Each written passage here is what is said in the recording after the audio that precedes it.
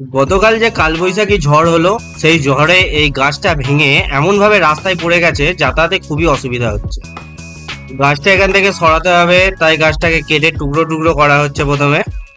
আমি এই যে গাছটাকে ধরে আছি, আর স্বামীন দাদা গেছে একটা বাঁশ আনতে, কারণ গাছটা এমন ভাবে তারের ওপর দিয়ে এসেছে, এটাকে তুলে তারের ওপারে করতে হবে।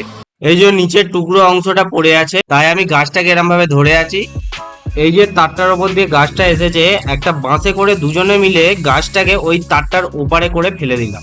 আর রাস্তা এখন একদম ক্লিয়ার হয়ে গেল। আর গোলাপ জামুন গাছটা এরম ভাবে ভেঙে পড়ে গেছে। গাছ কাটার লোক আজকে আসবে না, কালকে আসবে। আর গুঁড়িটা এই যে এরকম ভাবে ভেঙে গেছে, মাঝখান থেকে ফেড়ে গেছে গুঁড়িটা। আর ওইখানে একটা কলা দেখতে পেলাম, তো কলাটা আমি কেটে নেবো এখন। আর কলাটা কাটার জন্য এমন ভাবে টান হয়ে আছে গাছটার, তো কাটতে একটু অসুবিধা হচ্ছিল, তাই গাছটাকে একটু কেটে দিলাম। তারপরে আমি কলাটাকে বার করে নিলাম।